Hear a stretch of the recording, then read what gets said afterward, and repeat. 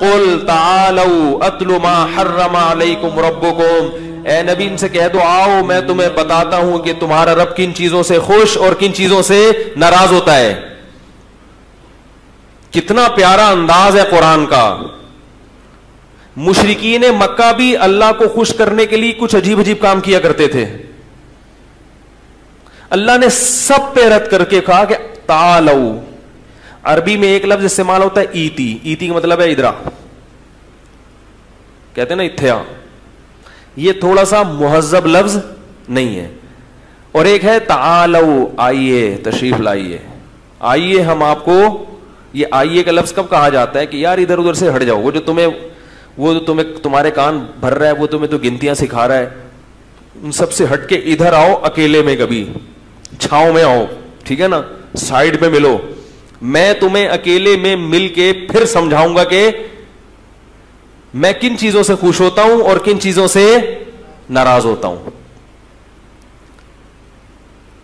جیسے کوئی کسی کو خوش کرنے کی کوشش میں لگا ہوا ہو، لیکن جس کو خوش کر رہا ہے وہ اس سے اور پریشان ہو رہا ہے، تو وہ جذبہ دیکھ کے کہے گا یار تم خامخواہ میں اپنی صلاحیتیں ضائع کر رہے ہو، آؤ ذرا میں تمہیں خود بتا دوں کہ کیا کرنا ہے اور کیا نہیں کرنا. تو اللہ کیا فرماتے ہیں؟ تعالو، آؤ آؤ ہم تمہیں بتاتے ہیں کیا کرنا ہے.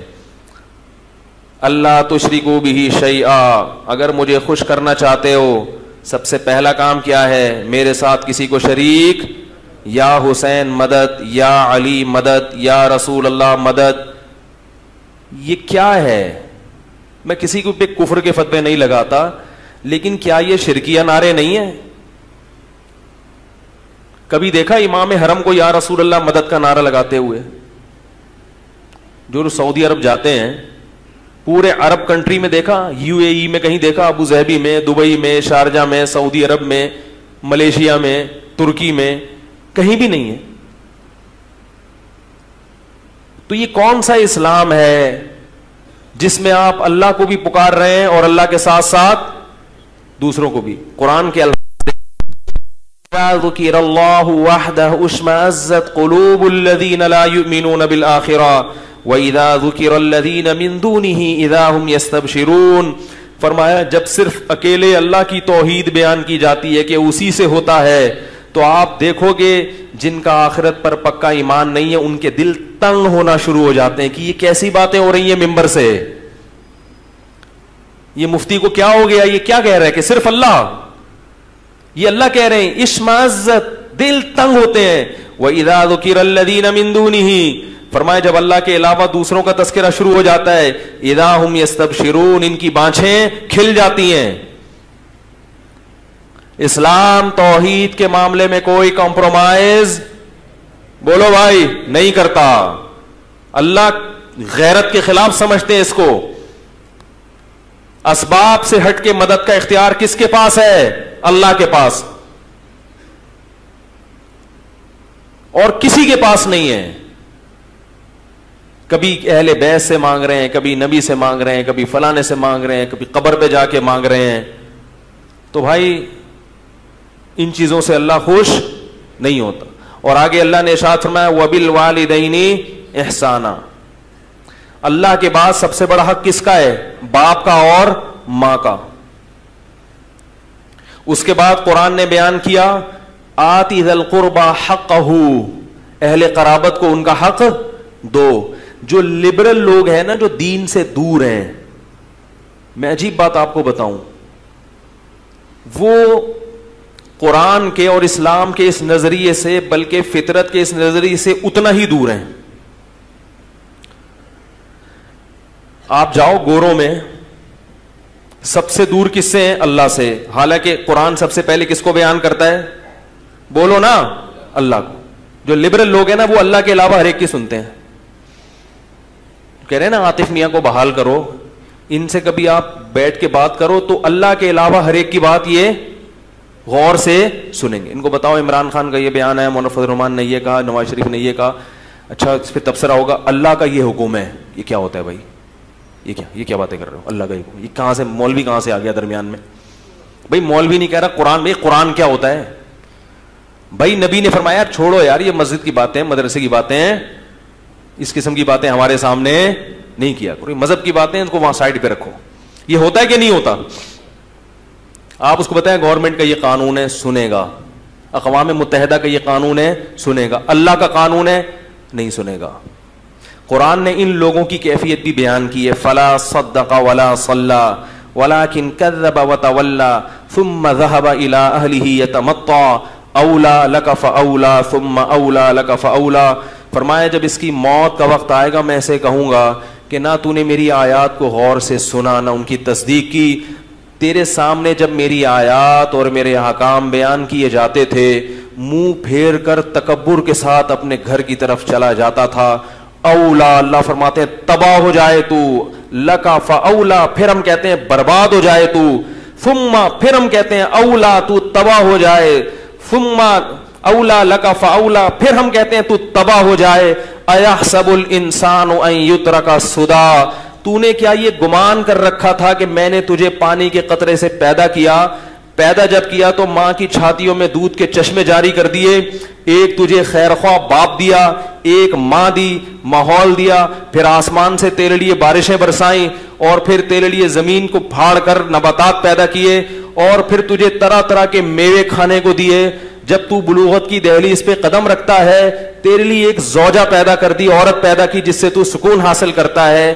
جعل لکم من ازواجکم بنین وحفدا, پھر اس سے تجھے اولاد دی تیرے بڑھاپے میں کام آئے.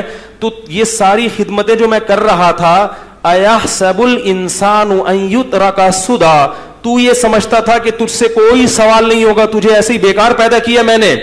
تو نائٹ کلب میں جا کے ڈانس کر, تو لڑکیوں کے ساتھ دوستیاں لگا, تو شراب پی, تو صبح شام علماء کو مولویوں کو گالیاں دے, تو صبح شام قرآن کی مخالفت کرے, تجھ سے کوئی پوچھنے والا نہیں ہے. یہ کتنی بڑی حماقت اور کتنی بڑی بیوقوفی ہے جس میں یہ لبرل طبقہ مبتلا ہے کہ جس نے پیدا کیا اس کا کوئی حق نہیں ہے. وہ نہیں ہم سے پوچھے گا کہ کیا صحیح ہے اور کیا غلط ہے. فرمایا یحسب الانسان ان یترک سدی الم یکن نطفۃ من منی یمنی. فرمایا بتا تو پانی کا ایک قطرہ, غلیظ قطرہ نہیں تھا جس میں آنکھ, ناک, کان, دل, دماغ, جگر بنا کے میں نے تجھے انسان بنایا. یہ گورنمنٹ نے یہ کام کیے ہیں. تو اللہ نے قرآن میں فرمایا ومن اراد الآخرہ, جو آخرت کے لیے کوشش ارادہ کرے گا, نیت صحیح کرے. دوسری کامیابی کی علامت وسعی, اور پھر اس کی کوشش بھی کرے. بیٹھے بیٹھے کچھ بھی حاصل نہیں ہوتا, قوالیوں سے جنت میں داخلہ نہیں ہوتا. اس شرط ایمان مصطفیٰ سے والہانہ پیار ہے. شاعر نے کہا ہے کہ مصطفیٰ صلی اللہ علیہ وسلم سے جب تک والہانہ پیار نہیں ہوگا آپ کا ایمان مقبول نہیں ہوگا. لیکن آگے بڑی پتے کی بات کی, پیار لیکن پیر بھی ہے, پیر بھی دشوار ہے. محبت نام ہے کس کا؟ بولو بھائی, اتباع کا. اہل بیت سے محبت اہل بیت کی اتباع کا نام ہے. اہل بیت کبھی مرثیے, جو اہل بیت کربلا میں شہید ہوئے, تو جو اہل بیت کربلا میں موجود نہیں تھے وہ ان کی شہادتوں پہ انہوں نے ماتم, بولو بھائی, نہیں کیا. کس کو خوش کر رہے ہو بھائی؟ تو وسعا, قرآن کہتا ہے کوشش بھی کی, کوشش کی اس نے. اور آگے بڑے عجیب الفاظ ہیں, وسعا لہا سعیہا, آخرت والی کوشش کی. کیا مطلب؟ آپ جنت میں جانے کی کوشش تو کر رہے ہیں مگر اخپل طریقے سے. پشتو میں کیا کہتے ہیں؟ بولو بھائی, اخپل طریقے سے. تو جتنی مرضی کوشش کر لو وہ معتبر, بولنے میں کوئی ٹیکس نہیں ہے, وہ کوشش معتبر نہیں ہے. جتنی مرضی کر لیں. لوگ کہتے ہیں اس میں حرج کیا ہے؟ بھائی حرج یہ ہے کہ اللہ اس کے رسول نے یہ کوشش نہیں بتائی. یہ جو آج کل محرم اور ربیع الاول میں کوششیں ہو رہی ہیں, یہ اللہ اس کے رسول کی بتائی ہوئی کوششیں نہیں ہیں, یہ اپنی بنائی ہوئی کوششیں ہیں. ہر کوشش کے لیے قرآن و سنت سے ثبوت چاہیے. اگر اللہ اس کے رسول نے نہیں بتایا, کتنا ہی مزین لیبل لگا کے اس پر کرو, اللہ کی نظر میں وہ کیا ہے؟ مردود. صحیح حدیث من احدث فی امرنا ھذا ما لیس منہ فہو رد وفی روایت فہو مردود، جس نے ہمارے دین میں کوئی ایسا طریقہ نکالا جس پر ہمارا عمل نہیں تھا تو وہ کیا ہے؟ مردود۔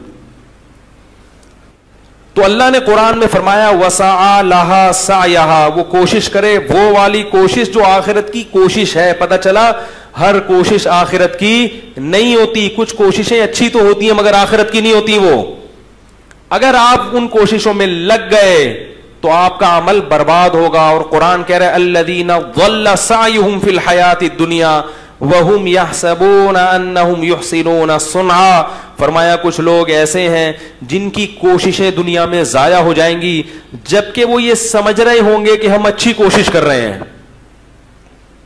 کتنی واضح آیت ہے، وہ خود یہ سمجھتے ہوں گے کہ ہماری کوشش ہمیں کہاں لے کے جا رہی ہے؟